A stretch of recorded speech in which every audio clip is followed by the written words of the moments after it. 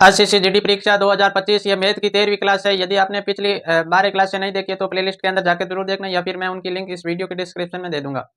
और साथ में हमारे चैनल को सब्सक्राइब कर लेना और दोस्तों के साथ शेयर जरूर करना। तो 13वीं क्लास का जो मैथ का पहला क्वेश्चन आपको ये दे रखा है कि 17,600 रुपए को राजा राम और मोहन के बीच क्रम से 6 अनुपात 7 अनुपात और 9 अनुपात के बांटा जाता है। तो इसमें मोहन का हिस्सा कितना है, तो आपको इसमें बताना है कि मोहन का हिस्सा कितना है। और आपको कुल राशि दे रखी है 17,600 रुपए, और 17,600 रुपए को 3 व्यक्तियों के मध्य बांटा जाता है। और लास्ट में आपको ये पूछा है कि मोहन का हिस्सा कितना है, ये आपको बताना है। तो आपको अनुपात के अंदर दे रखा है कि 6 अनुपात 7 अनुपात और 9 अनुपात, तो इस रूप में इन तीनों के मध्य रुपए बांटा जाता है। तो मान लेते हैं जो राजा का हिस्सा है वो मान लेते हैं 6x। जो राजा को जो रुपए मिलेंगे 17,600 में से वो मिलेंगे मान लेते हैं 6x। उसके बाद प्लस जो राम का हो जाएगा वो हो जाएगा 7x, और प्लस के अंदर मोहन का जो हो जाएगा वो हो जाएगा 9x। और टोटल रुपए आपको दे रखे 17,600 कि 17,600 में से इन तीनों के मध्य इस प्रकार बांटा जाता है। तो इन तीनों को जोड़ने पर 6, 7 और 9x को जोड़ने पर ये आ रहे हैं आपके 22x, बराबर में आपको दे रखा है 17,600। उसके बाद हम x का मान निकाल लेते हैं। x बराबर आ गया आपके 17,600 और इसके अंदर भाग देते थे 22 का। तो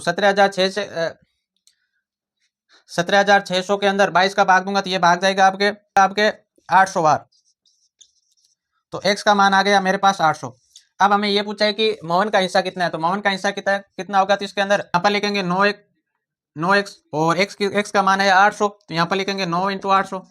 9 को 800 से गुणा करूंगा तो ये आ जाएगा 7200।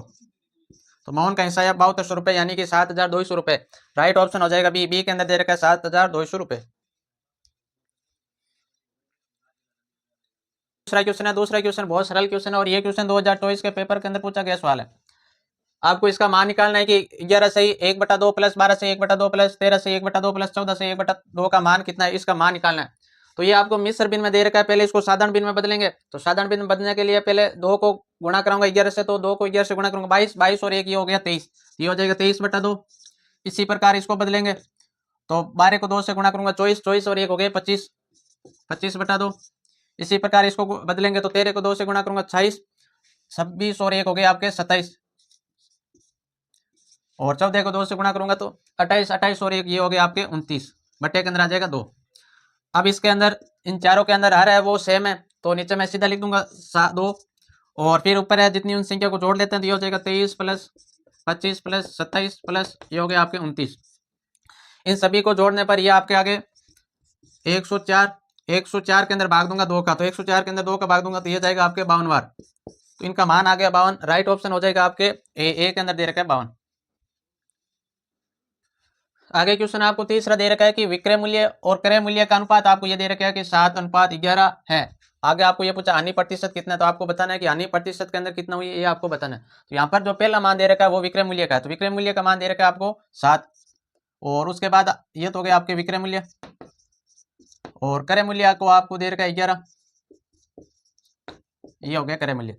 तो कोई राशि 11 रुपए में खरीदी गई और 7 रुपए में बेची गई, इसका मतलब ये हुआ कि उसके अंदर हानि हुई है। तो आपको बताना हानि हुई कितनी है, तो 11 में से 7 घटाऊंगा तो ये आ रहा है 4। तो हानि प्रतिशत ज्ञात करने का सूत्र होता है कि हानि प्रतिशत बराबर होता है हानि बटे के अंदर क्रय मूल्य और इंटू के अंदर होता है 100। ये हानि प्रतिशत ज्ञात करने का सूत्र होता है। तो पहले लिखेंगे हानि कितनी है, क्योंकि ये 4 बटे के अंदर क्रय मूल्य 11 इंटू के अंदर लिख देंगे 100।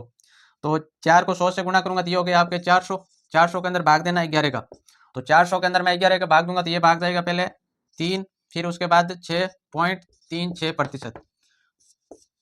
तो आपके हानि प्रतिशत है ये 36.36%। 36.36% राइट ऑप्शन हो जाएगा सी।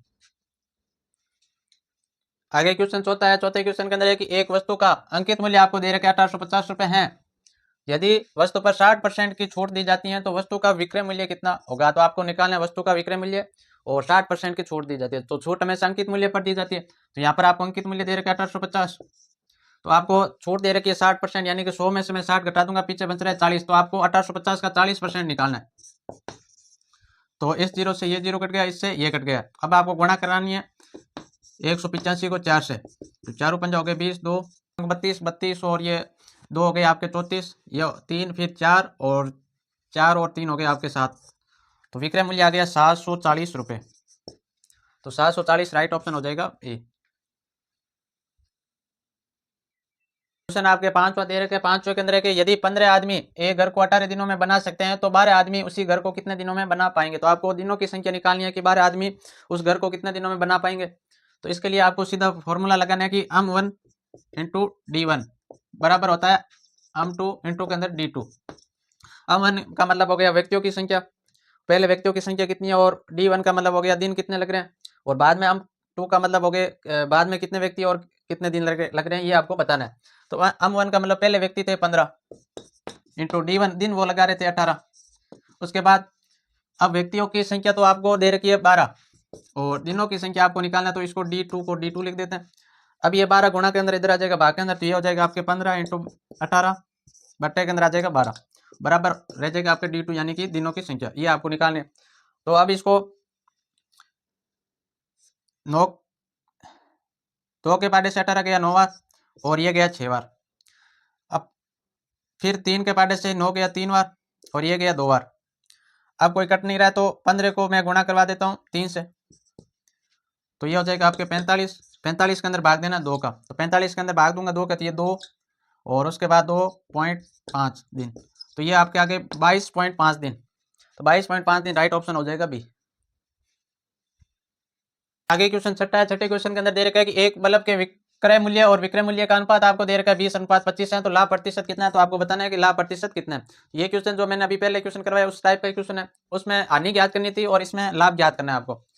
तो बल्ब का जो क्रय मूल्य वो है 20, उसके बाद विक्रय मूल्य है 25, तो लाभ इसके अंदर देखे तो ये हुआ 5 का। अब इसको प्रतिशत में निकालना है, तो ये हो जाएगा लाभ प्रतिशत बराबर होता है आपके लाभ बटे के अंदर होता है क्रय मूल्य और इंटू के अंदर होता है 100। तो लाभ हुआ है 5 का, क्रय मूल्य था 20 और इंटू के अंदर करूंगा मैं 100। इस जीरो से ये जीरो कट गया, 2 के पाटे से ये 10 गया 5 बार और 5 को 5 से गुणा करूंगा तो ये हो जाएगा 25%। तो लाभ प्रतिशत है आपके 25, डी ऑप्शन हो जाएगा राइट, क्योंकि डी में दे रखा है 25%।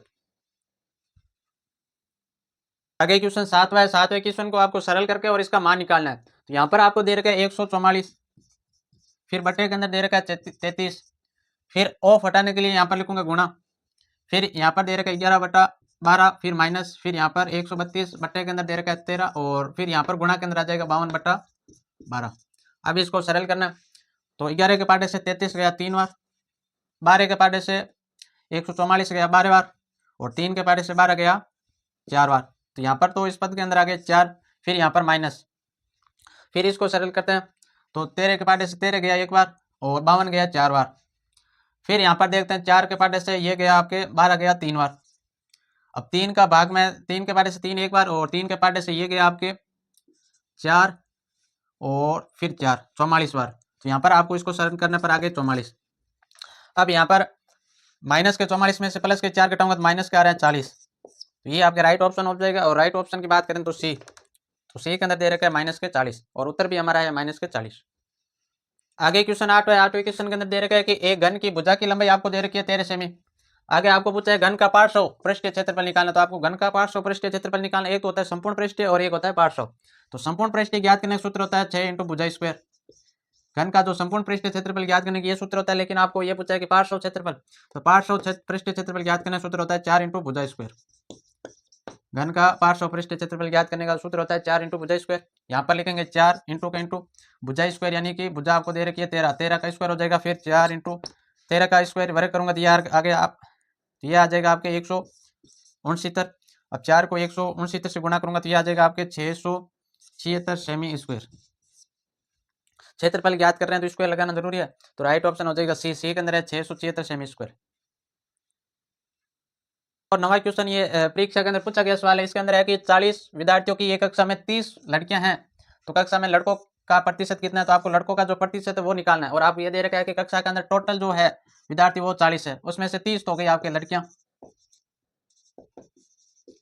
तो 30 लड़कियां, तो 40 में से 30 घटाऊंगा 10 बन रहे हैं लड़के, तो 10 हो जाएंगे लड़के।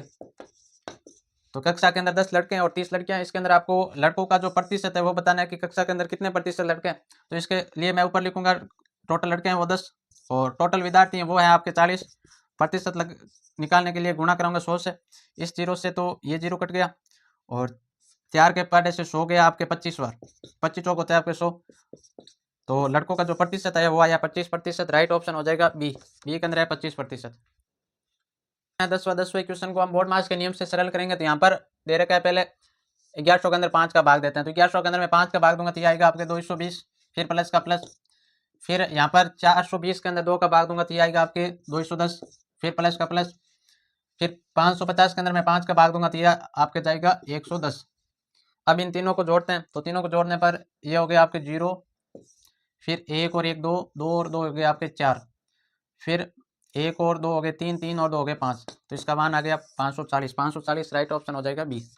तो आज की क्लास के अंदर हम एसएससी जीडी परीक्षा के 10 सवाल करेंगे मैथ के, और आगे 10 सवाल बचे वो अगली क्लास के अंदर करेंगे। तो आप हमारे वीडियो को लाइक करना, शेयर करना और अपने दोस्तों के साथ शेयर जरूर करना।